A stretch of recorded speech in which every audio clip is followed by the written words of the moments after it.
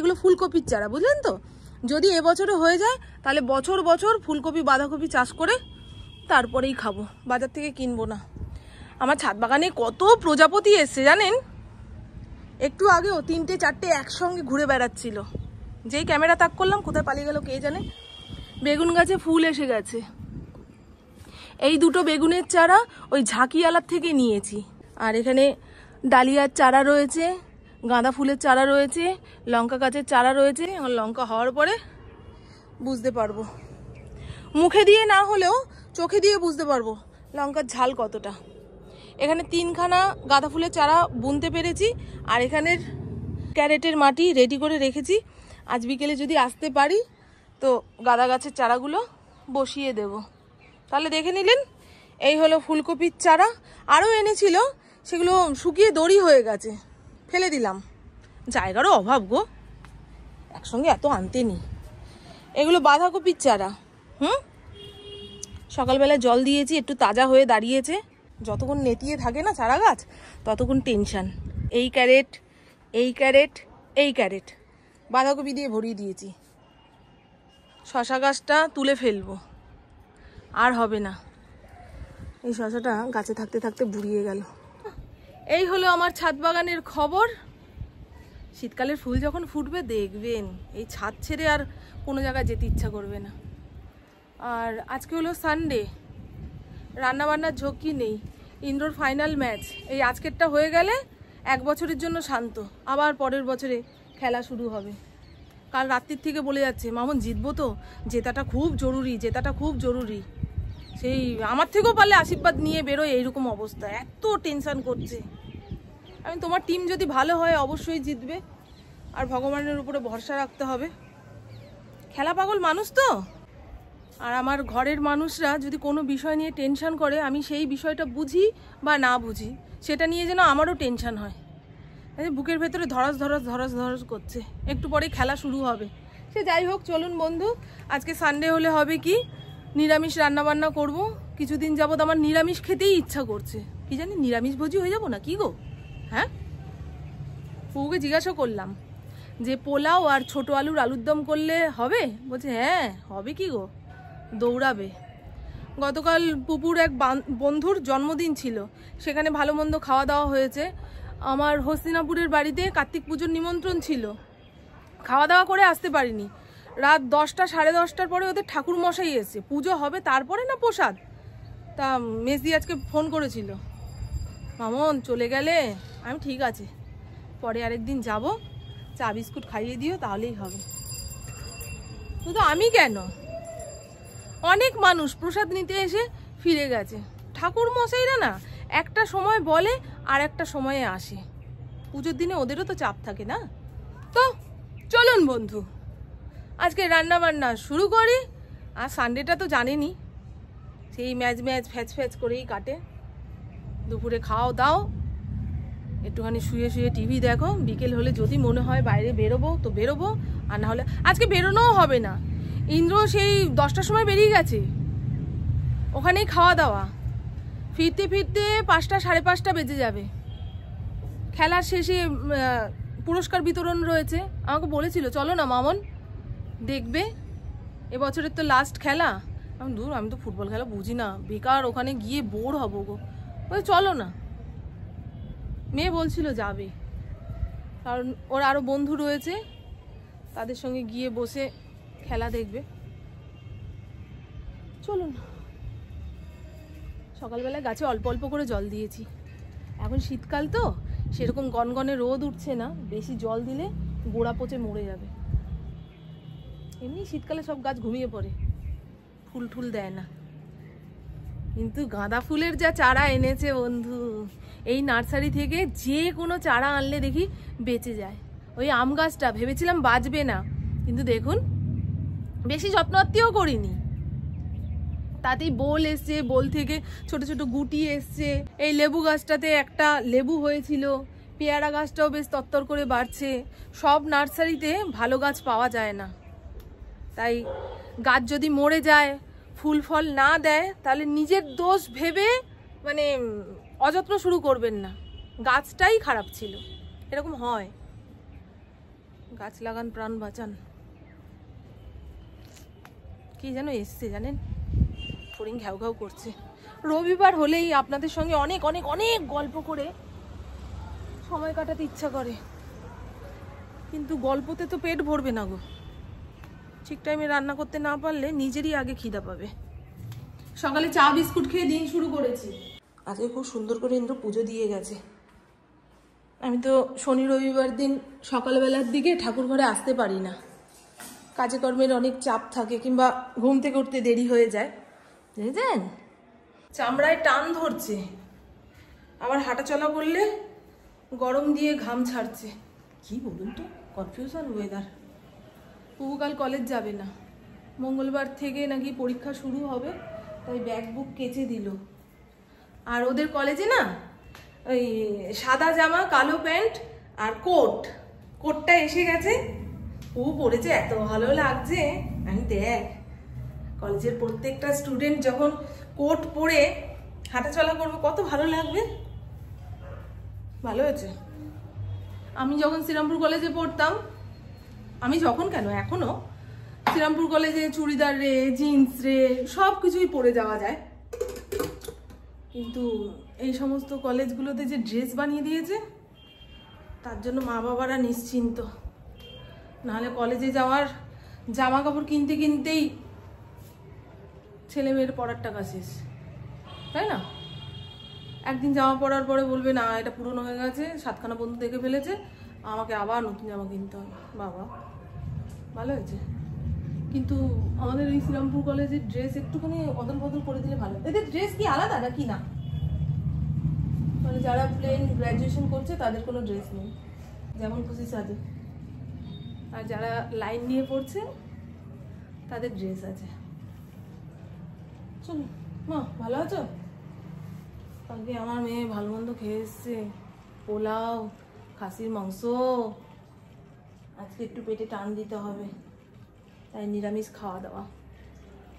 বলেছিল মা মাংস হলেও টানতে পারবো, কিন্তু আমি বললাম পেটটাকে একটু রেস্ট দে। আর আমারও তো নিরামিষ খেতে ইচ্ছা করছে। এই আজকে জানো মামা, ওই দুধ আনতে গিয়ে সামনে যে মাংসের দোকানটা আছে সব ছাগলগুলোকে হ্যাপি সানডে বলে এসছি। একটাকে তো টানতে টানতে নিয়ে গেল, হয়ে গেল ওর হ্যাপি সানডে। মানুষ মনের খুশিতে খাবে আর ওদের প্রাণ যাবে। আলুটাকে একটু সেদ্ধ করে নেব, তবে প্রেসার কুকারে সেদ্ধ করতে গেলেই ভয় লাগে। পোলাওটাও ওই এক সোমবারে বসিয়ে দেব, ঝটপট হয়ে যাবে। এই দেখুন বন্ধু, যেই ভয়টা পেয়েছিলাম সেটাই হলো। প্রেসার কুকারের সামনে দাঁড়িয়ে রইলাম, একখানাও সিটি পড়তে দিইনি। 2 মিনিট ভাপে রেখে ঢাকনা খুললাম, অর্ধেক আলু ভেঙে চুরে গেছে। এই হলো প্রেসার কুকারের দোষ, জানেন? ভেতরে কি পাকাচ্ছে গলাচ্ছে, ঢাকনা না খুললে বুঝতে পারি না। রান্না করতে গিয়ে দেখি ঘরে সর্ষের তেল নেই, তাই মুদিখানার দোকান থেকে দৌড় দিয়ে আনলাম 1 প্যাকেট সর্ষের তেলের দাম 170 টাকা। আর অ্যামাজন ফ্রেশে দেখছি 1 প্যাকেট সর্ষের তেলের দাম 158 টাকা, ফরচুনেরটা। জানি না কোম্পানির হেরফেরের জন্য দাম হেরফের কি না, তবে ফরচুনটাই খাই তো, এই কোম্পানির তেলটা প্রথমবার আনলাম। 170 টাকা যদি এটা হয়ে থাকে আর অ্যামাজন ফ্রেশে যদি 158 টাকায় ফরচুন পাওয়া যায়, 12 টাকা আমার ঘরে থাকবে যদি অ্যামাজন ফ্রেশ থেকে আনা হয়। তাই বুদ্ধি করে কয়েকটা জিনিস আবার অ্যামাজন ফ্রেশে অর্ডার দিয়ে দিলাম। টুকটাক অনেক কিছুই ঘরে নেই, যেমন চিজ, একটুখানি পনির আমরা খাই না, তবু অর্ডার দিলাম। আর ইন্দ্র আমাদের কথা কত ভাবে দেখুন, নিজে ওখানে মাংস ভাত খাবে, আমাদের জন্য সকাল সকাল চিকেন পাঠিয়ে দিয়েছে। আমি তো ভেবেছিলাম ফড়িংয়ের জন্য, এখন প্যাকেট খুলে দেখি না, এ হাড্ডি গুড্ডি মাংস। তুলে রাখি, কালকে এই চিকেনটা ওদের রান্না করে দেবো। ইন্দ্র বাড়িতে থাকবে। পোলাও রান্না করার জন্য গোবিন্দভোগ চালটাকে 15 মিনিট ভিজিয়ে রেখেছিলাম, জলটা ভালো করে ছেঁকে লবণ, হলুদ, ঘি, অল্প একটু আদা বাটা দিয়ে ভালো করে মাখিয়ে নিয়েছি। কয়েকটা কাজু বাদাম ফেললাম। এখানে কড়াই বসিয়ে দিয়েছি, পোলাওটা ঘিতেই রান্না করব। ঘরে সাদা তেল নেই, সাদা তেল থাকলে সাদা তেল আর ঘি মিশিয়ে রান্না করলে ভালো হতো, কারণ পেটটা হয়ে গেছে কুত্তার পেট, বুঝলেন? বেশি ঘি আবার সহ্য হয় না। গোটা গরম মশলা নিয়ে নিলাম, ঘিয়ের মধ্যে গোবিন্দভোগ চালটা এর মধ্যে দিয়ে ভালো করে নাড়িয়ে চাড়িয়ে যত কাপ চাল নিয়েছি তার ডবল দেব জল। এখানে জল মেপে চুপে রেখে দিয়েছি, দিয়ে দিলাম। এবারে আস্তে আছে ফুটতে থাকুক। আগে থেকে ছাড়িয়ে রাখা আলুটা একটু মশলার সঙ্গে নাড়িয়ে চাড়িয়ে পরিমাণ মতন গরম জল দিয়ে ফুটিয়ে নামিয়ে রাখলেই হয়ে যাবে নিরামিষ আলুর দম। আর মশলার মধ্যে একটু চার মগজ দিয়েছি।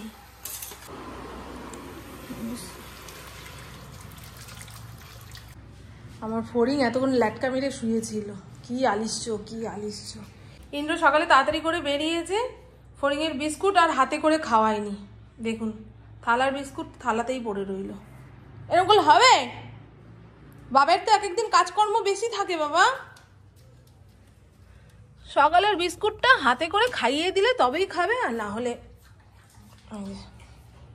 আলুদমটা হয়ে গেলে আমরাও আমাদের খাবার নিয়ে ওপরের ঘরে যাব, একটা ভালো মুভি দেখব। আর নিরামিষ আলুদম তো একটু বেশি করে টমেটো দিয়েছি যাতে টক টক ঝাল ঝাল খেতে হয়। আর এতক্ষণ যাবত শুনছিলাম সানডে সাসপেন্স, দুনিয়া এদিক থেকে ওদিক হয়ে যাক, রবিবার হলে আমার একটা সানডে সাসপেন্স শুনতেই হবে। তারানাথ তান্ত্রিকের গল্প কিংবা গপ্প মীরের থেকে মীরের গল্প, আর বেঙ্গলি ক্লাসিক অর্ণব ওই চ্যানেলটার গল্প না শুনলে মনে হয় আমার পেটের ভাত হজম হয় না। আর বেশি টানাবো না, তাহলে পোলাওয়ের সঙ্গে মেখে খাওয়ার জন্য যেটুকু ঝোলের দরকার সেটুকুও থাকবে না। একটু কড়াইশুঁটি আর ধনেপাতা দিতে পারলে ব্যাস অনুষ্ঠান বাড়ির মতো আলুর দম হয়ে যেত। এই হলো আলুর দম, একটু ঠান্ডা হয়ে গেলে আরও টাইট হয়ে যাবে।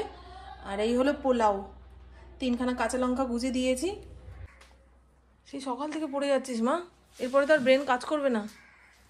চ খেয়ে দিয়ে নিস না, চলো রান্না কমপ্লিট। দুপুরে ঘুমাবি নাকি মুভি দেখবি?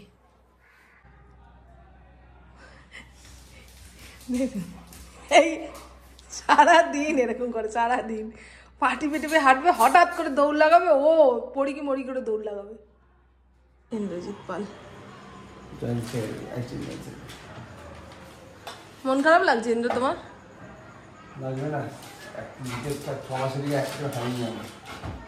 আর কোনো বছর তো ফাইনালেও যেতে পারো না। ইন্দ্র এই খেলা নিয়ে এত টেনশন করছিল। কি এরপরে কি আসছে বছর আবার নাকি? না আবার 2-3 মাস পরেই বলবে ফুটবল খেলা দেখতে যাচ্ছি। ও আবার ক্রিকেটে ধরেছে। বাহ, এই তো সারা বছর খেলা খেলা খেলা। কি করছে দেখ, মানে বাবাকে কতকাল দেখেনি বুঝেছ। এখন সময় সন্ধে 7:11। ইন্দ্র বাড়িতে আসতে না আসতে ওকে ডেকে নিয়ে চলে গেল। ফুটবল টিম হেরে গেছে, তার জন্য শোক সভা বসবে। কার দোষ কার ভুল এই নিয়ে চুলচেরা বিশ্লেষণ যতক্ষণ না হচ্ছে ততক্ষণ শান্তি নেই। তা বললাম জলদি জলদি চলে এসো, নাহলে রাতের রান্না বান্না হবে না। দুপুরে যা রেঁধেছি সব খাওয়া হয়ে গেছে, পুকুর পেটটা ভার। দুপুর থেকে বলছে মা বিকেলে একটু বাইরে বেরোবো, হ্যাঁ চাটা রাস্তাতেই খাবো। এখন দেখুন ঘুম থেকে ওঠার পরে ইচ্ছা করছে না। এটা যদি আমি করতাম, যে কথা দিয়েছি অথচ বেরোতে ইচ্ছা করছে না, দেখতেন শোকে দুঃখে প্রাণ ত্যাগ করে করে অবস্থা। কিন্তু এখন কোনো হেলদোল নেই, কিন্তু আমাকে বেরোতেই হবে। স্নানের আগে একটুখানি বডি অয়েল না মাখলে রুক্ষ সূক্ষ্ম ব্যাপারটা যাচ্ছে না। একটা বডি অয়েল আনবো, পুপুর জন্য একখানা জনসন বেবি লোশন আনবো, আর একটা যেন কি আনবো, ও চিরুনি আনবো। ঘরে একটাও চিরুনি নেই জানেন, চুল আঁচড়াতে পারি না, সব চিরুনি খেয়ে শেষ করে দিয়েছে। চলো না রাতে রান্নাবান্না বলতে ওই সেদ্ধ ভাত করব, গরম গরম সেদ্ধ ভাত, যা দিয়ে দেবে তাই দিয়েই অমৃত, তাই না? অ্যামাজন ফ্রেশ থেকে মালপত্র দিয়ে গেছে। 2 প্যাকেট তেল আনিয়েছি, 2টো বাসন মাজার সাবান, যেগুলো খুব প্রয়োজন। এই সাবান ছাড়া সুজাতা বাসন মাজতে পারে না। তেল কাজটা কেন? সাবানের জন্য, সেজন্য ভীম। আর এই টোস্ট বিস্কুট, আমাদের এলাকার কোনো দোকানে প্রাণ টোস্টের এই প্যাকেটটা পাওয়া যায় না, ওই গার্লিক টোস্টটা পাওয়া যায়। পুপু আবার সবসময় খেতে চায় না। চলুন গুটি গুটি পায়ে যাই, গুটি গুটি বাড়ি চলে আসি। বাড়ি এসে বাবুকে শীতের জামা কাপড় বের করে দিতে হবে। 3 দিন ধরে মাথা খেয়ে ফেলছে, শীতের জামা কাপড় বের করে দাও, শীতের জামা কাপড় বের করে দাও। সকালের দিকে ঠান্ডা লাগে, বিকেলের দিকে ঠান্ডা লাগে। আমি বাবা, ঠান্ডা তোদেরই লাগে রে। এখনো পাখা চালাতে হচ্ছে, সেই ঠান্ডাতে অস্থির। ভাবুন তো, কনকনে শীতে যখন আমরা ঘরের সব জলের কাজ করব, তখন এই শীত কাতুরে মানুষগুলো কি করবে? কম্বল থেকে বেরোবেই না।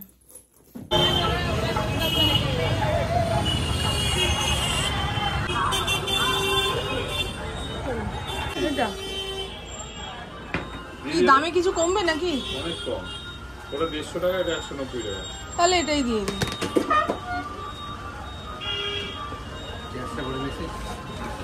হ্যাঁ, এটা এটা এগুলো কত করে? 30 টাকা। তাহলে এখান থেকে দুটো দিয়ে দাও। এটা হবে, নিন, এবার হিসাব করুন।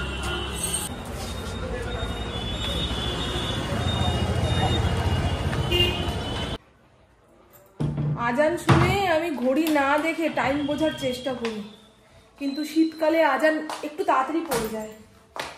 এখন ঘড়ির কাঁটা 7:30টার ঘরে, অন্যান্য সময় 8টার সময় এই আজানটা পড়ে। ছোট বডি লোশনটা আনতে বলেছে, আমি বড় বডি লোশনটা নিয়ে এসেছি তোর জন্য। দেখ, হ্যাঁ দেখ দেখ দেখ,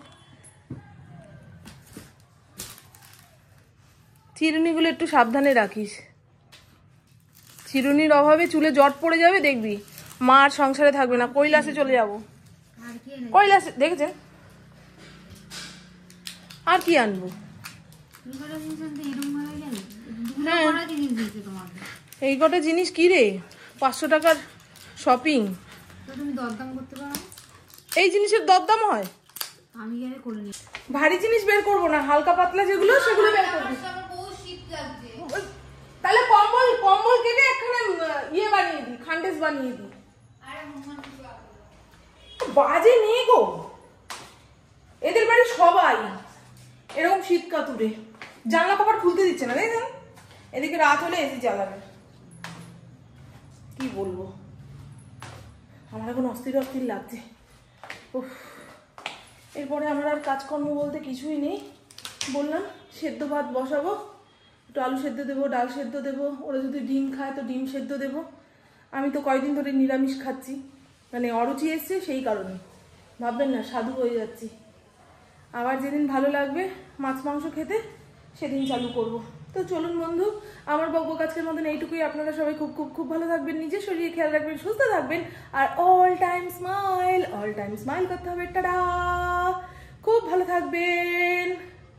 চুড়িদারটা ছেড়ে আসল অবতারে আসবো। একটু হাত পা টান টান করতে না পারলে না কেমন যেন একটা হচ্ছে। আজকে অনেকটা পরিমাণে পোলাও আলুর দম খেয়ে ফেলেছি।